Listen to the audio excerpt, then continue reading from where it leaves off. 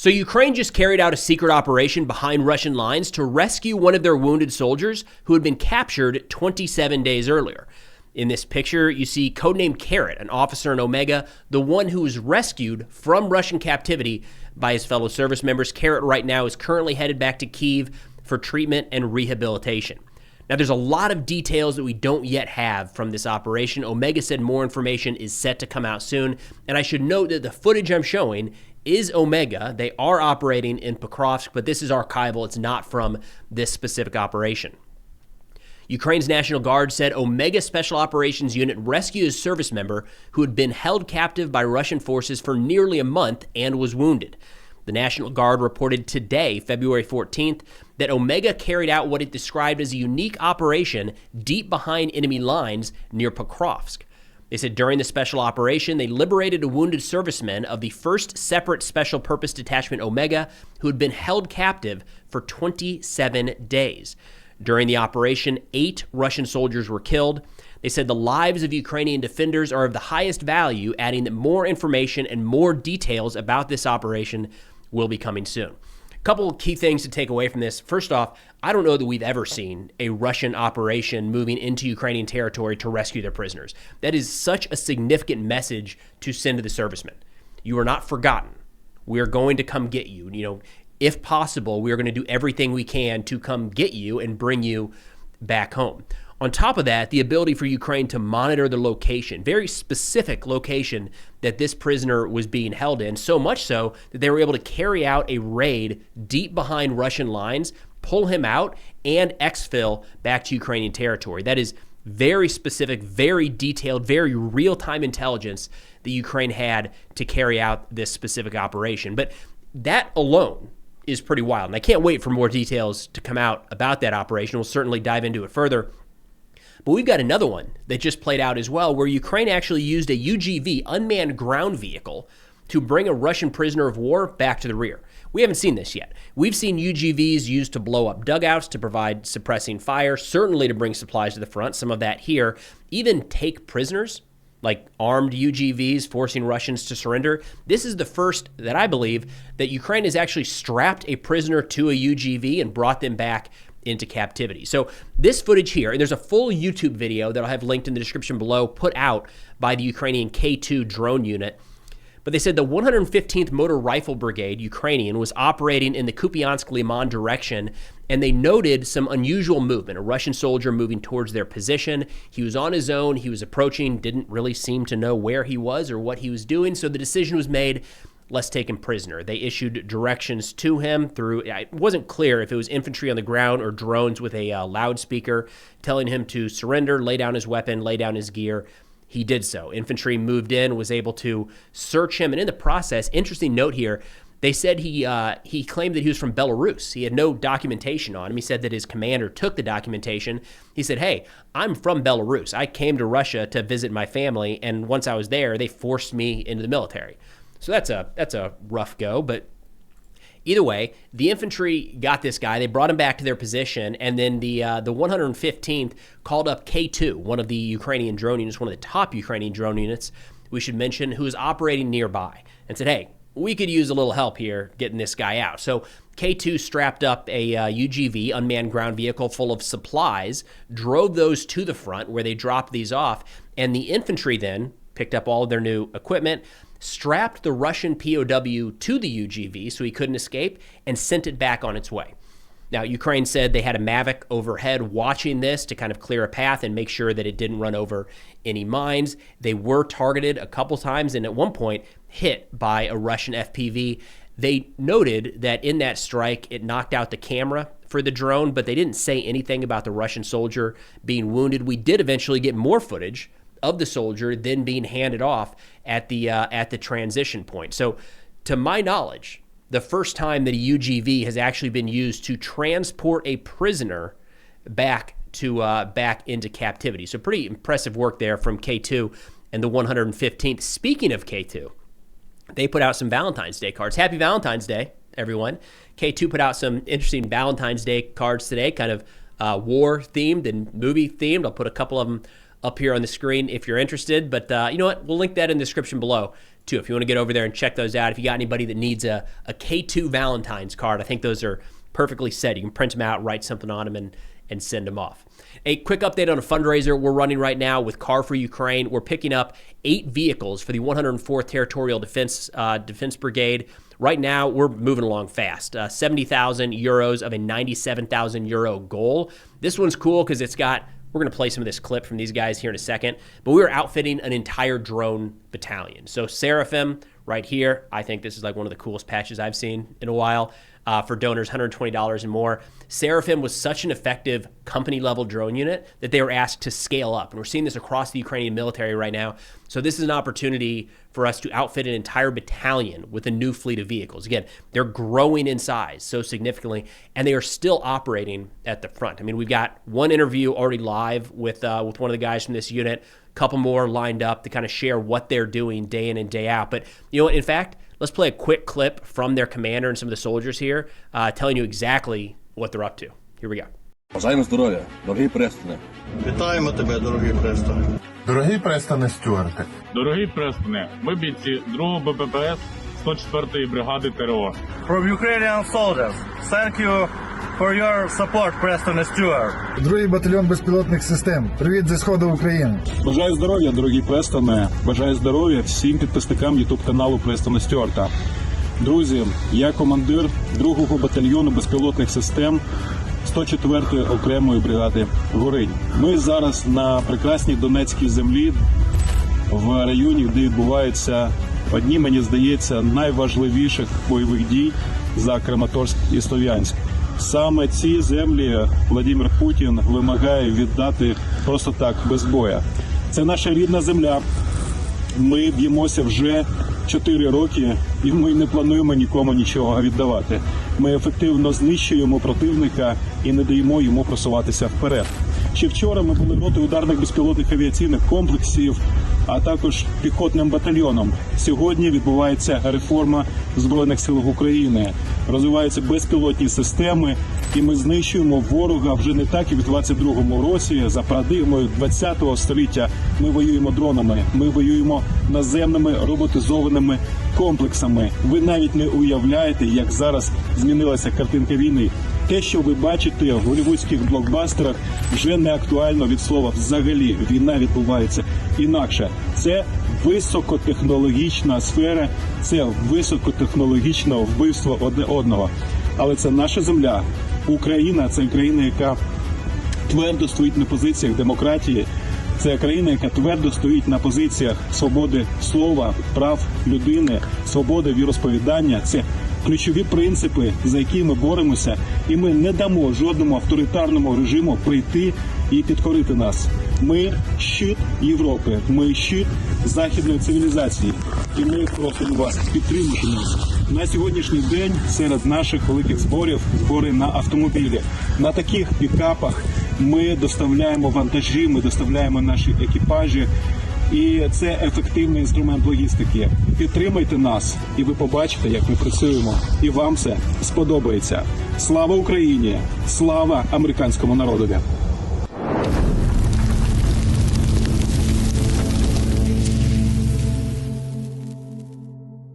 All right, then turning back to a bit of a battlefield update here, we've got a couple different areas I really wanted to key in on today. Zaporizhzhia, where Ukraine continues offensive operations, and there's a pretty significant communications blackout. There's not a lot known about what's happening down there right now. We've got some updates from Pokrovsk and then Lyman direction, where it looks like Russia has actually advanced here in the last couple of weeks. So starting down here in the Zaporizhzhia direction, it's this northeast pocket of the Zaporizhzhia front where we've seen significant Ukrainian operations in the last 1 to 2 weeks is the best way to put it. So again, a key note here is the information blackout. All right, so Ukraine is doing a good job with operational security. Very little information coming out at all from their side. And on the Russian side, they're having their own communications issues. Whether or not they would actually want to report what's happening down here, I mean, usually they do. It's just a little delayed. A lot of them just can't right now because Starlink is down. They no longer can use their what is largely one of their primary means of communications, and Telegram is glitching out and slowed down in a lot of areas as well. So what we have right now, Russian media Rybar said the East Zaporizhzhia direction remains a place of extremely intense fighting. Ukrainian formations continue large-scale offensive actions simultaneously in several sectors, attempting to break through the defensive lines of Russian troops. Again, large-scale offensive, I still think is a bit overblown. It looks like localized counterattacks mopping up a lot of these areas where Russia exaggerated territorial claims. Rybar says the enemy attempts to break through the line of Stepov, Berezov, Ternov. So when looking at this area here, it's a little bit, right in this area here is where they're saying that they're trying to break through. Despite the lack of fresh objective control footage and open access, reports from the ground indicate intensive movement of enemy armored groups. In the Huliopoli area, so a bit down here to the southwest, they say the initiative remains with the Russian forces. Communication disruptions caused in part by Starlink issues at certain moments played into the hands of Ukrainian formations. Nevertheless, despite committing large reserves from the most prepared assault units, the enemy has failed to cause a front collapse. A little bit of some straw man arguments, I think, being made there by the Russian side. Again, the other, Ukraine's not saying anything, all right? So this is just the Russian narrative of what's playing out in the Zaporizhzhia direction. I think counteroffensive. In fact, one of the few things Ukraine did say right out the gate is this is not a counteroffensive. These are localized attacks. So we are seeing Russia play up the idea that this is much bigger than anybody is saying. I think that's a bit overblown. Also, the idea that the Zaporizhzhia front is collapsing. The only people I have heard saying that are Russian sources. And they were panicked right out the gate. We reported on it here. They panicked right out the gate that the front was collapsing. What it looked like at the time, and even more so in retrospect, is that Russia had falsely reported some of their positions. So yeah, technically the line was collapsing. They didn't hold that line at all. There was no line to collapse, if that makes sense. Ukraine moved in, took over some of those areas, and the front line largely sits where it was established, a couple weeks, even a couple weeks ago. The line has moved in recent months. But I think a front line collapse, nobody was really saying that happened except for some folks on the Russian side that were freaking out early on. Now, we are getting a little bit of footage coming out of this sector. In fact, this is a clip from the 225th Separate Assault Regiment on the Ukrainian side telling the Russians, quote, tell their families that these bastards won't be contacting them anymore because the command of the 114th and 394th Motor Rifle Brigades, the 218th Tank Regiment, and the 57th and 60th Motor Rifle Brigades operating in this sector are sending them to infiltrate between our positions, to plant flags, to scare us by claiming that the enemy is supposedly advancing from the rear. And that's kind of what we're seeing all across the front right now, is small Russian elements moving out, in many cases, through open terrain, getting hit by Ukrainian drones. So yes, there have been some, changes on the battlefield, but they're not these large-scale advances in either direction. It's this infiltration type technique. In fact, that's what Ukraine is battling back against in the Pokrovsk sector right now. And the most recent update we have is from the 7th Rapid Response Corps talking about continuing operations in the Leningrad sector right here. And they refer to it as a safari. And just a quick note, you never want to be anywhere where something is being referred to as a safari. That tends to be bad news all around. Now, they say the fighters of the 79th Separate Airborne Assault Brigade and the 7th Rapid Response Corps continue to conduct search and strike operations in Leningrad and its surroundings. The enemy does not give up attempts to bypass the city from the north in order to encircle our units. Thanks to the coordinated actions of aerial reconnaissance and strike units, the enemy is mostly detected and neutralized in advance. The enemy continues to employ the tactic of small infantry groups. This is the only way the occupiers can make any progress, but it critically depletes human resources of the Russians. Attempts to break through with armored vehicles into the city have also been detected, but were quickly detected and destroyed. Again, Leningrad, it's been months at this point, right? This is becoming a thing all across the front. We see a sector that's at risk of falling. It goes from being held by Ukraine to the gray area to much of it being red. And there's still, Russia does not have control over Leningrad right now, right? Now, Ukraine does not either, but this is still very much a heavily contested space. Now, one area where we are actually seeing some Russian progress in recent months, I should say, is in the Lyman direction, a little further out east. And for those that watched my roll-up of the video for my trip in Ukraine, one of the things I talked about was this roadway here, traveling from Izium down to Sloviansk, and how challenging this was because the Russian forces are pushing in from the east. Keep that in mind as we get into this update from Rybar talking about Russian operations in this direction. They say in the Lyman direction, the West Group is conducting an offensive directly on Lyman. Local successes have been recorded across a front approximately 17 kilometers wide. And looking at the map here, again, we have to go back a ways to show you the change in territorial control. I'm going to go up a little bit here. So we've got Lyman, Slovyansk, and Kramatorsk. I'm going to go back to the beginning of January, and you can see the territorial change of control. All right, so January 1st right there, moving to February 13th. It's not a ton, but you can see this creep moving inwards. And again, the major challenge here is as this road becomes closer and closer to Russian positions, it becomes less viable as a means of transport for Ukrainian supplies into Slavyansk and Kramatorsk. So look, any movement in this direction adds additional risk to Ukraine holding these two areas. But they say battles for Lyman are developing on the northern and southern city outskirts. Move up here to Lyman specifically. The presence of Russian assault groups is gradually expanding, though conflict control of approaches cannot yet be claimed. Significant events are occurring on the southern flank, where assault groups are advancing through forest areas. This affects both the Lyman and neighboring Slovyansk directions. Essentially, the foundation for a partial encirclement of Lyman is being formed. Forest areas south of the settlement allow Russian assault troops to advance with less fear of drones, which the enemy relies on even in winter. However, the assault actions will obviously not be an easy walk, and the enemy certainly has reserves both in the sector and the ability to redeploy from other directions.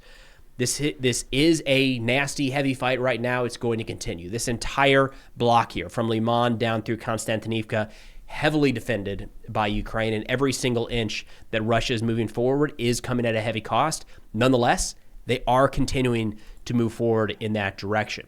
Now, on that note, there's the Munich Security Conference ongoing right now, and I do plan on a video kind of covering that big picture, everything that came out of that. But NATO Secretary General Mark Rutte actually talked to the advances on the battlefield and what they're seeing from the Russian and Ukrainian side. Essentially, like Russia is advancing so slowly that sometimes it's even hard to detect. Here's the Secretary General. And here is the story. For Ukraine to stay strong in this fight, one, we have to realize the Russians are not winning this. As you said, they lost 65,000 people in December and in January. They are not winning this. They make very small gains in Donetsk and other places, so small that it's almost not relevant. But they lose all these people. If there is a dictator in Moscow willing to do that, we are really working with somebody who is willing to do that, to get so many of his own people killed in that war. We have to take that seriously because this is crazy behavior. All right, so we'll come back to more detailed coverage of the Munich Security Conference here the next couple of days. Just there's a lot of really interesting things from Mark Rutte, from Secretary Rubio, President Zelensky, and others. But I wanted to run through this study that just came out from the Kiel Institute a couple of days, tracking the support for Ukraine in 2025. And look, we knew this was the direction the U.S. was heading. I just think seeing it visualized like this kind of drives it home. So they say U.S. aid fell by 99% in 2025. At the same time, Europe sharply increased its aid allocations by 59% for financial and humanitarian aid and by 67% for military aid compared to the 2022 to 2024 average. As a result, total aid in 2025 remained close to previous years. Now, the U.S. humanitarian and financial number was $0 at all, like nothing there. Military, there was a single $500 million package delivered at the beginning of the year. My understanding is that was the last delivery from a previous commitment. And then after that was completed, the Trump administration shut everything else off. So there have been no military deliveries. You will see people confuse that with the Pearl program. That is a new initiative stood up this year. It's called the Prioritized Ukraine Requirement List, or in 2025, I suppose, PURL. This is a program where instead of the United States giving equipment to Ukraine, we are, or even moving it from our stockpiles. Remember, that was a great program. We got rid of old stuff, bought new stuff, and just kind of regenerated our own force. The Pearl program is where we open up the books and allow our allies to buy certain equipment that they can then give to Ukraine. All right, so that is a thing. That is a far cry from saying it is a U.S. delivery to Ukraine. And this list says as of December 2025, 24 donors had confirmed participation with total allocations amounting to at least 3.7 billion euros. So it's something it's not the United States providing assistance to Ukraine. It is simply making our factories available if somebody wants to buy the stuff that we are using, and then they have the opportunity to give it to Ukraine if they want. I don't think it's a shock to anybody here. I think this war is really important. I think it's really important to U.S. national security, and it's a bit painful to see these charts where we didn't decrease aid. We just stopped. We're out, completely out. If you look at this as a percent of GDP, this is painful to see, if I'm being honest. Like, we didn't make the top 20. It seems like we're looking at this war saying it has zero impact on us at all. And we have the ability to influence how this shakes out. I believe we do. And it seems like we are just going to sit on the sidelines and watch and hope for the best, that whatever comes out of this is in our favor, rather than using our strength, using our economy, using the goodwill that we had built up around the world to try to influence this in a positive direction. And seeing how little we are giving now. It's zero, right? And as of now, it's on track to be zero across the board in 2026. That's tough. I think that's a mistake. I'd like to see a reversal. Who knows? Maybe we will by the end of the year. Maybe there will be a reversal. I think this is the wrong direction for the United States when it comes to our national security interests. But that's all we got for now. Thanks for watching, and I'll see you all next time.